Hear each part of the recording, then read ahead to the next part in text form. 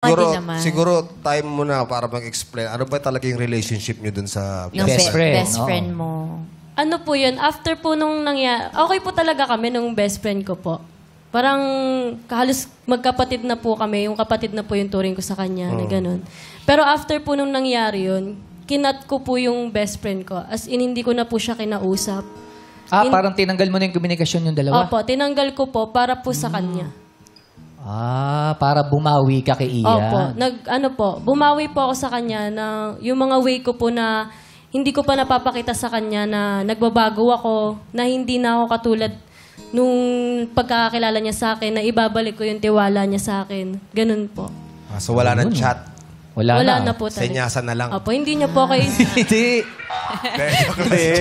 So nawala na, pinutol mo para kay Ian. Opo, hindi So, niya po pabor na kayo... pabor sa iyo yun, Ian. Tamo, binitawan niya yung best friend niya para sa iyo. Opo. Ano nangyari? naging okay kayo ulit. So, ayun po, naging okay po kami ng... Pinatawad ko po siya, pinipilit ko pong patawarin. Pero, ang nangyayari nga po nun, parang may sakit pa rin po talaga na naiiwan. Kaya tuwing nagtatalo po kami, lagi ko pong nababanggit po yung ganong ano. Parang lagi binabalik mo yung nasusumbat. Past Opo. issue. So yung time na yun, nung time na nag-away kayo, nag-break muna kayo, tapos biglang nagbalikan? Opo. So yun yung first breakup nyo. So ilang months o ilang araw yung lumipas na nag-break kayo bago kayo nagkabalikan? Mga ano lang po. 1 linggo po akong nagmakaawa sa kanya na patawarin niya po ako. Aubrey, Halos- pwede mo bang ilarawan sa amin kung paano ka nagmakaawa kay Ian? Ano po, halos araw-araw po pinupuntahan ko po siya dun sa palagi po namin pinupuntahan na lugar. Malapit lang din po sa kanila. Tapos halos umiyak na po ako sa harap niya na pinapaliwanag ko po na hindi ko na uulitin na magbabago ako para sa kanya, na ibabalik ko yung tiwala niya sa akin. Ganun po. At doon mo naman siya pinatawad na Ian. Opo. Kaya lang, paano uli nabalik? Paano uli yung... Bakit bumabalik uli yung trauma mo sa nagawa niya before? So, ayun po, kapag may nangyari po sa amin na hindi po maganda, minsan kahit kasalanan ko po, parang sinasabi ko po lagi sa kanya, parang kagagawan mo to kasi nagiging matigas ako dahil sa ginawa mo sa akin dati. Parang ganun yung lagi kong nababanggit sa kanya dahil sa ginawa niya sa akin. So bumabalik lagi. Yun Natanim na Opo. sa'yo yun, yung ano nangyari, hindi na natanggal. Opo.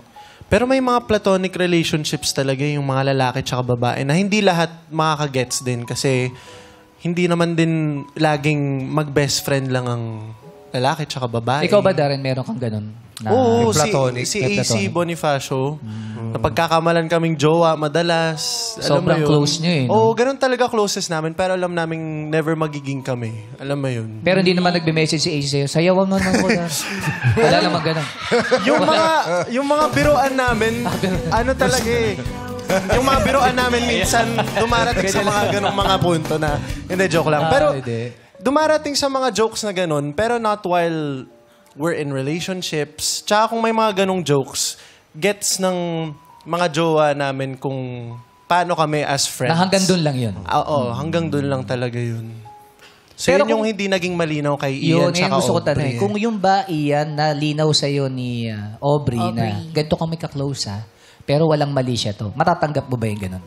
Opo, kung hindi naman po talaga siya binabastos sa chat po na nabasa ko, matatanggap ko naman po na may kaibigan po siyang matagal niya ng ganun sila kung paano maging magkaibigan po.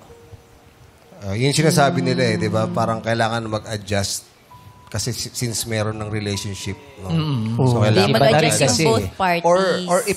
or ipaliwanag ng maayos siguro.